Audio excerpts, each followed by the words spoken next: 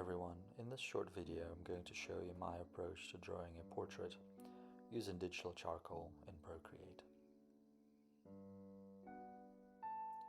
I start out with a light oval to indicate the placement of the head, and I then move to the forehead and the hairline, and these lines essentially serve as guidelines for the rest of the drawing. I put in the eyebrow and the bridge of the nose. So with these elements in place, I can use them directly as reference points for all the other features that I'm going to add into this portrait.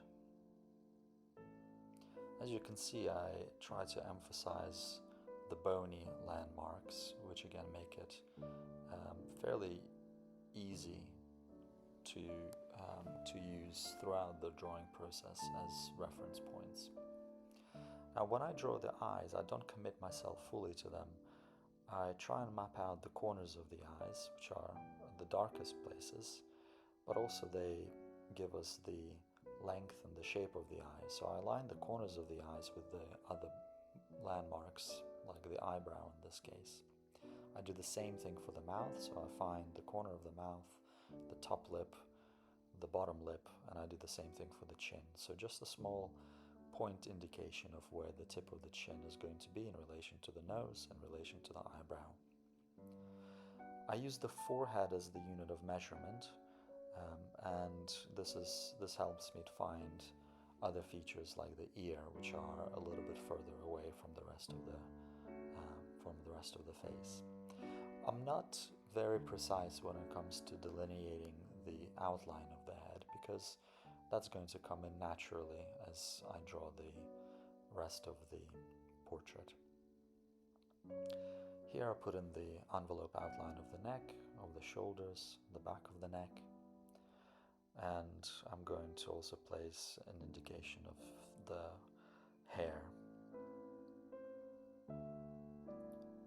Once that's done, I start committing myself a little bit more to features that I find particularly well placed, and that's the ears, the hairlines, the angle of the jaw, and here I'm committing myself a little bit more to the mouth as well.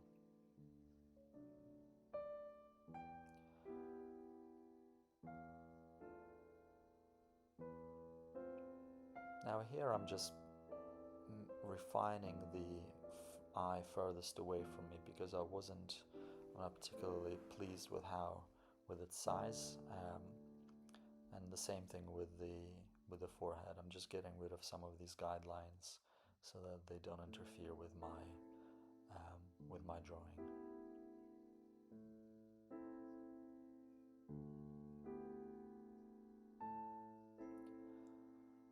So I create a new layer, and on the new layer I use it to put in my first indications of value.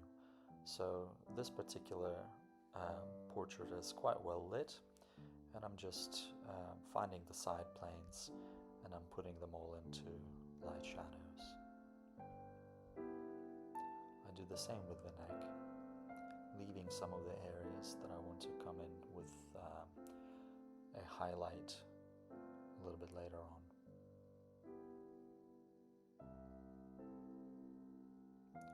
So I get a slightly bolder charcoal so that I can put in this and refine the scarf that she's wearing.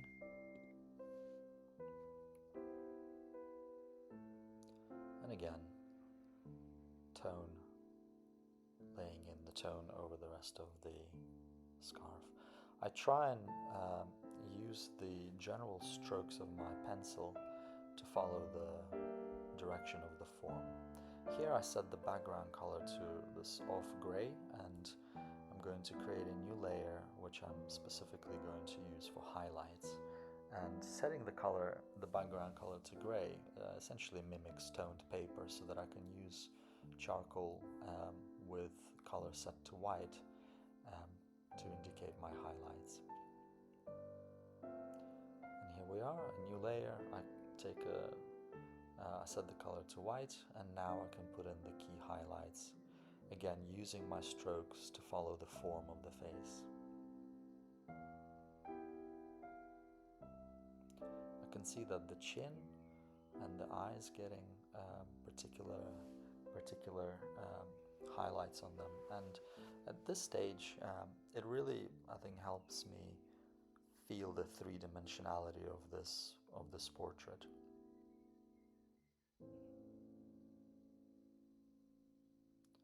Now with a slightly darker charcoal, I can come in and refine areas of value. So again, the eyebrows, the eyelids, eyelashes, the eye sockets, they tend to be in the shadow most frequently.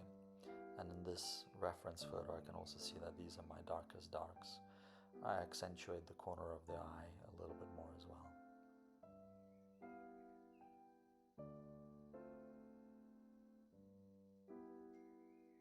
So as with all of these, with my drawings, when I use charcoal, I tend to put in my darkest darks first and my lightest lights, and then work in midtones throughout the rest of the drawing.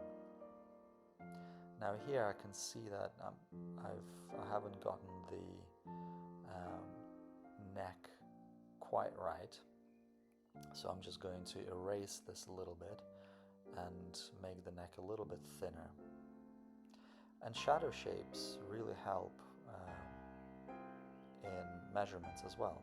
So it's not just about landmarks, it's also about how the shadow shapes sit within the face and how they relate to other features like the chin and the mouth.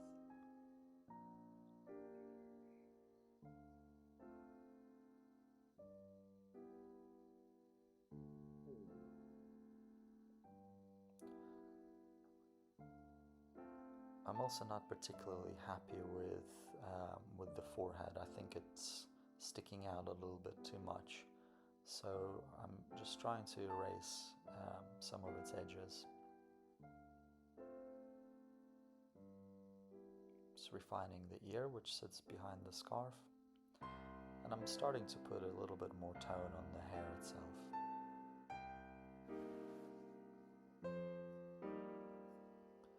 Again, these first few layers, they're there to provide some indications of volume and texture. I'm going to be leaving the details like individual hair strands and some highlights around the eyelashes for later.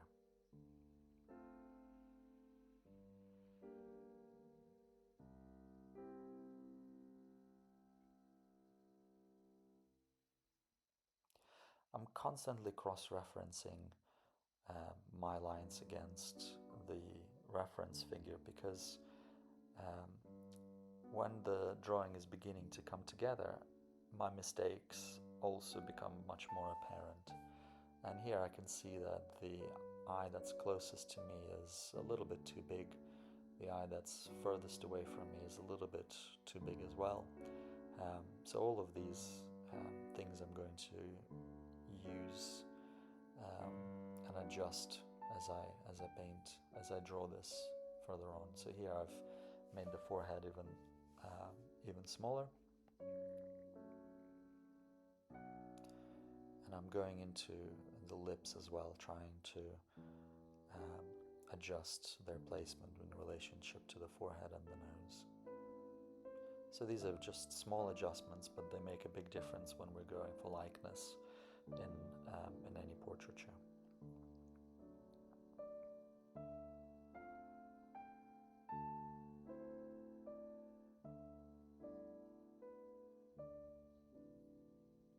I thought at this stage it would be useful to put in the hair, because I can use this strand of hair as a reference point. So I've set it on a new layer. That means I can erase it a little bit easier if I have to. But I use the strand of hair as yet another landmark that I can rely on when placing facial features and confirming the accuracy of their position.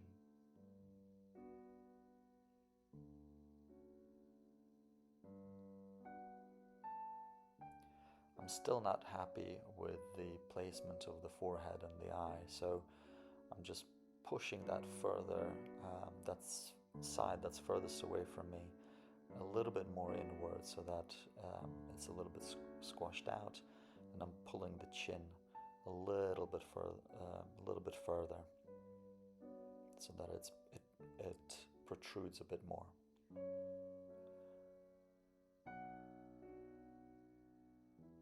Now I've selected a slightly grainier charcoal so that I'm introducing additional texture into the portrait, and I'm using the charcoal block to provide to cover large areas with tone.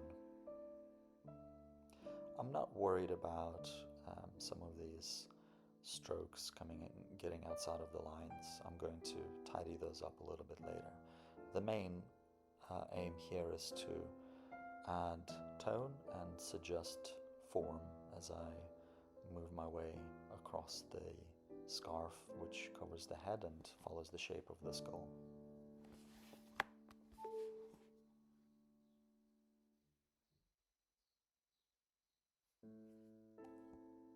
I add the same things to the hair.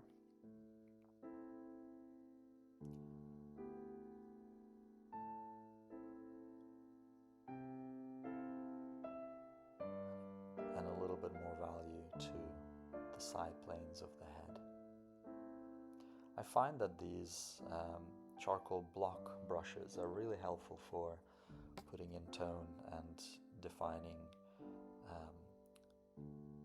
form as well. I'm smudging the further shoulder because it's in a distance, so I don't particularly want it to be too prominent. Now that's done, I'm adding some more highlights into the hair, making it a little bit more realistic, and I'm adding the highlights to the scarf itself to define it better. This is where I clean up things that have gone out of line.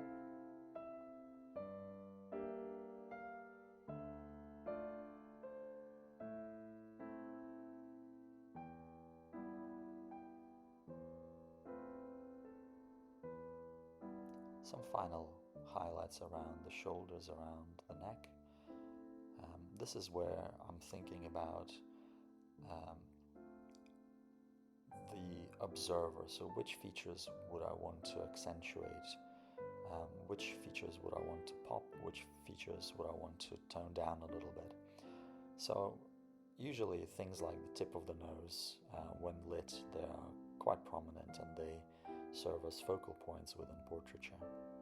So this is what I've done here, just placed a small little highlight on the tip of the nose.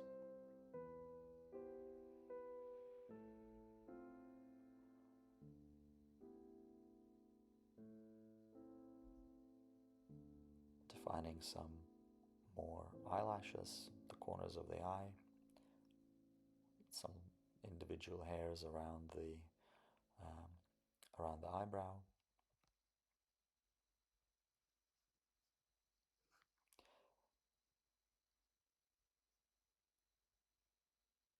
And I think this is nearly finished.